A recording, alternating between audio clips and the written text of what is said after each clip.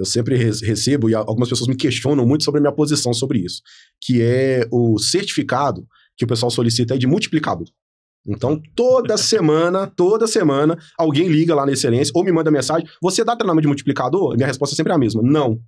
Por quê? É um treinamento que não é normativo. Ele não tem nenhuma norma que me pede esse tipo de treinamento. Foi algo criado no mercado, e aí o mercado aceitou isso aí, e o pessoal fica cobrando. Porque, na minha opinião, vamos falar assim, ó, na hierarquia de segurança, quem está no topo da hierarquia da segurança do CET é o engenheiro de segurança e o médico do trabalho. Então, nós temos, por obrigação, de pegar uma norma do Ministério do Trabalho, que esteja dentro da nossa qualificação, né? No caso, da NR10 dá, mas junto com o engenheiro eletricista, porque a gente precisa da qualificação dele. Da NR12 dá, mas junto com o engenheiro mecânico, ou técnico mecânico, ou técnico eletrotécnico, para que a gente desenvolva isso. A gente tem mais por obrigação pegar uma norma, aplicar ela em treinamento.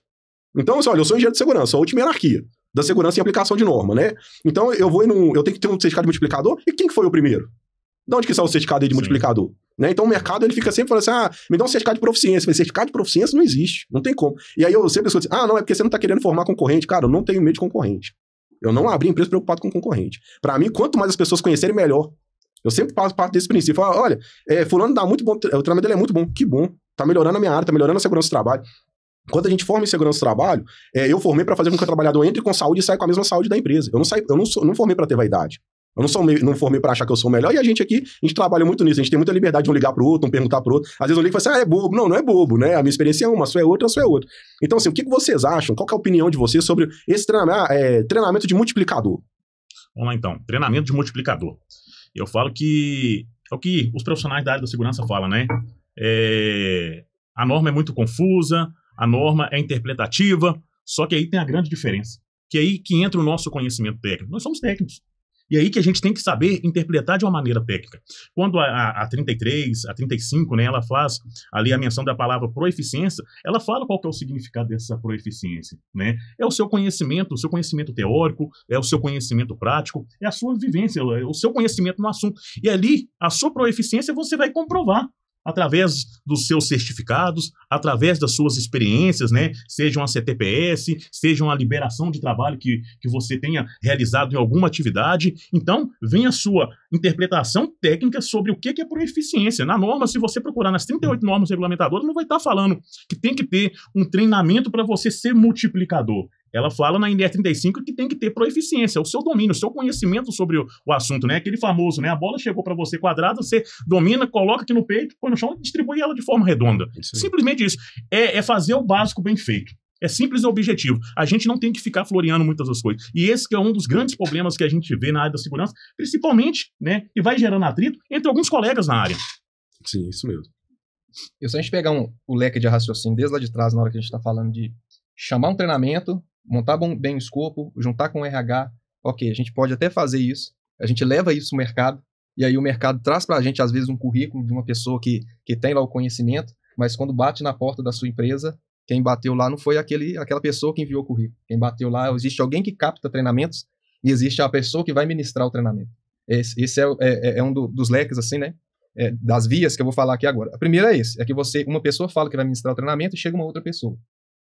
Quando chega essa outra pessoa para ministrar o treinamento, você percebe, às vezes, que a pessoa não tem essa proficiência para ministrar o treinamento. Essa é uma situação. A pessoa quem captou e quem enviou um currículo que seja, ou quem enviou vários certificados de treinamento, ele só captou. Ele é meio que o empresário da coisa. E na hora de enviar, por uma questão de custo, de hora de treinamento, ele envia uma pessoa que não tem aquela proficiência que ele enviou. Então, essa questão de proficiência, a gente tem que ficar atento. Precisa. Demonstrar, não dá proficiência, você precisa demonstrar que tem certo conhecimento com aquilo. Senão você monta um escopo, faz tudo certo, na hora que você chega para ministrar o treinamento, o que a maioria das vezes acontece? O público que está sendo treinado, eles reclamam de quem está ali como instrutor. Justamente porque eu já vi casos de precisar parar o treinamento, entrar em contato com a empresa, porque aquela pessoa que foi, ela não soube explicar algumas dúvidas que o público operacional teve. A gente entende que a pessoa, quando a gente fala de proficiência, o mercado acabou confundindo e criando cursos, né, vendendo treinamento, é uma oportunidade de mercado, um nicho de mercado, de que eu vou vender isso aqui. Já que a gente hoje busca muito papel, né, para poder demonstrar algumas situações, a gente até brinca que o papel aceita tudo, mas a gente precisa ficar atento a essa questão da proficiência, de fato, e ter um curso, se de fato eu preciso, se é isso que a norma está pedindo, versus eu contratar um profissional e ele chegar para falar para os trabalhadores, para aquele público que vai ser treinado, se de fato ele tem conhecimento daquele assunto. Então, assim, a pergunta, né, que é de fato se a questão da proficiência desse nicho de mercado que muitas pessoas vendem por aí, mas que a norma não estabelece isso, é justamente a gente conseguir, nesse momento de captação da empresa que é especialista em um determinado assunto, uma determinada NR, se aquele profissional que vai chegar para ministrar o treinamento, se de fato ele conhece, se ele domina o assunto. Porque você faz todo um planejamento, você de fato coloca o seu nome ali, fazendo o escopo, fazendo a seleção da empresa. Se quando aquela pessoa chega, se ela não consegue demonstrar isso, aí a gente de fato, o nosso planejamento fica colocado em xeque junto ao operacional e junto a quem essa pessoa pode chegar para falar, né, dentro da hierarquia. Essa questão de proficiência, então, eu penso que tem muito isso. Você conseguir fazer com que um profissional chegue para administrar um treinamento, de fato, tendo entendimento do assunto que vai ser tratado. Então, por isso que algumas empresas acabam vendendo. Eu vou vender aqui um supervisor disso, um treinamento de proficiência disso. Isso acabou gerando um nicho de mercado para gerar um papel para dizer que aquela pessoa tem proficiência para falar sobre o assunto. E aí, um fato engraçado, né? O profissional apresenta lá o certificado de multiplicador, né? Apresentou o certificado de multiplicador, trabalho autora. Fez ali a teoria, vamos falar que tem até o conhecimento, né? Na hora da prática, fala que tem medo de subir em altura. É isso aí. É isso aí. É isso aí que você falou, Léo. É importante e interessante. Eu passei por uma situação dessa. Comecei a excelência e sozinho, né? Trabalhando, então. Demorou muito tempo das empresas entenderem que o treinamento do Thiago ficou muito grande para ele. Então ele não conseguia atender mais pessoas. Então eu tive que passar a colocar pessoas para realizar treinamentos para excelência. E uma das minhas preocupações foi isso que aconteceram algumas situações dessas, que a pessoa tá falando assim, eu contratei excelência, o que ele espera? O Thiago vá. Aí chega lá no Thiago, aí o instrutor já tem que ganhar a turma por causa disso. Então, quais foram as coisas que eu fui fazendo no mercado? Primeiro, cortei freelance, que no começo você acaba usando um freelance ou outro. Comecei a fazer o quê? Cara, vou contratar como colaborador da empresa. E aí eu começo a ensinar da minha maneira. Então hoje eu prefiro contratar uma pessoa que está recém-formada, ou ainda está fazendo o curso, ou ainda nem está fazendo o curso, mas vai começar a fazer o curso que eu já coloco ela da minha maneira, do que pegar uma pessoa mais experiente. Porque aí eu consigo replicar as ideias do Thiago, as ideias da excelência naquele trabalhador, fica mais próximo. E eu vejo muito isso hoje em treinamento, que contrata e entra o freelance. Às vezes o freelance é muito bom, mas perde a característica da empresa, perde a característica do negócio. Então é um problema aí. E eu falo, né, eu tenho várias formações, você sabe, a maioria dos clientes sabe, e sempre quando eles falam comigo assim, engenharia ambiental, não, tem um amigo meu que é muito bom nisso aí, eu não trabalho com isso. Porque é um curso que eu não aproveitei muita coisa dele, porque eu não tenho, assim, eu não me interessei mesmo, não gosto muito de trabalhar na área ambiental. E aí, tipo, olha, engenheiro de ambiental, Leonardo Mourão, ele vai resolver pra você, porque não é meu perfil. Então eu sempre falo, olha, eu sou engenheiro de segurança, podem me perguntar de ergonomia, podem me perguntar de várias coisas, mas de ambiental não, mesmo eu tendo formação. E eu sempre falo isso no treinamento de multiplicador. Eu pego um técnico agora, um engenheiro ou quem for, que fez um treinamento de multiplicador comigo, e passo pra ele a prova, ele vai tirar 100. Amanhã eu viro pra ele e falo assim, ministra esse treinamento pra mim. Ele não vai conseguir ministrar. Porque ele não tem a prática daquela atividade, do treinamento. Não é porque ele é incapaz, nada disso, não. Eu também aconteceria isso comigo. Né? Quando eu comecei com treinamento de altura, eu fiz os meus treinamentos, desenvolvi os treinamentos de excelência são todos treinamentos autorais, então eu defini, vamos fazer a prática. Eu pegava e fazia a prática.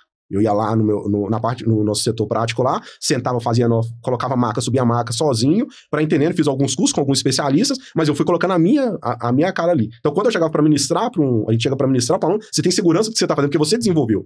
E hoje eu vejo muito isso. A gente tem grupo de segurança, né? Toda hora um técnico de segurança, um engenheiro vira e fala assim, quem tem um treinamento aí de EPI, me manda aqui. Falei, cara, como você vai ministrar um treinamento que você não montou?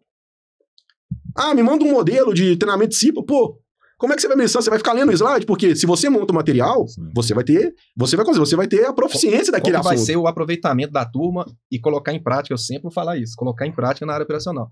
Quando você sai da área, como que vai colocar isso em prática lá? Se a pessoa vai ficar só lendo ali slide e lendo... Ela não vai passar a experiência. Ela não vai passar a experiência. Eu falo assim, olha, existe quem dá o treinamento e existe o instrutor. Quem dá o treinamento, ele passa o assunto. O instrutor passa a experiência e mostra a importância. Sim. Então eu sempre falo isso, olha, é obrigação, isso é uma coisa que eu sempre falo com o instrutor. Você entrou na sala, você tem que sentir a turma. Você tem que ver quem tá sentado ali. Não precisa te perguntar cargo, essas coisas, mas nas perguntas, na conversa, você vai percebendo quem tá à sua frente. E aí você vai adaptando seu treinamento a ele. Não pode ser um treinamento engessado. É isso aí. A gente consegue dar um treinamento de altura já aconteceu de eu começar a dar treinamento na segunda, terça, quarta, quinta, sexta e sábado. Do mesmo tempo. Cada um de uma maneira diferente. Por quê? Falando do mesmo assunto de maneira diferente. Porque eu tenho que atingir a turma. E eu vejo hoje que as pessoas se preocupam muito pouco em atingir a turma. Preocupam em passar o conteúdo. Então eu falo, cara, às vezes você tem 10 itens pra você falar. Você falou 8, mas você passou os 8. Eles entregaram os 8. Vale mais que você passar 10 e ninguém entender nada. Então, assim, o mercado, em alguns aspectos, sobre a proficiência, ele precisa dar uma amadurecida quanto a esse sentido. Porque essa semana eu falava com algumas pessoas técnicas que nós precisamos, eles pediram justamente o certificado aí de multiplicador de proficiência. Por quê? Porque existe ainda em alguns locais que as pessoas não têm esse entendimento, que as pessoas ainda não estudam a norma e que continuam pedindo. Existe treinamento hoje nas normas, né, citando, por exemplo, de 24 horas, que isso já foi revogado, já está atualizado, que hoje o carga horária são 16 horas. NR22. E ainda, NR22. E ainda tem empresas que continuam pedindo treinamento de 24 horas. Mas aí, quando você questiona e fala, poxa, mas por que continua sendo 24 horas e não 16? Ah, não, porque é assim que tá, é assim que vai continuar sendo. Então, acaba, não sei se é por causa do conteúdo ou se não leu a norma, mas essa questão de continuar do jeito que está, o mercado ainda precisa amadurecer nesse sentido. E as pessoas que vão responder uma auditoria, as pessoas que vão receber o fiscal do Ministério do Trabalho, as pessoas têm que ter o estudo, o entendimento do que é de fato a proficiência para poder se resguardar e conseguir justificar isso quando isso for pedido. Sim. Então, essa é uma parte que o mercado ainda precisa, alguns profissionais precisam amadurecer para conseguir responder sobre essa questão de proficiência. Né? Então,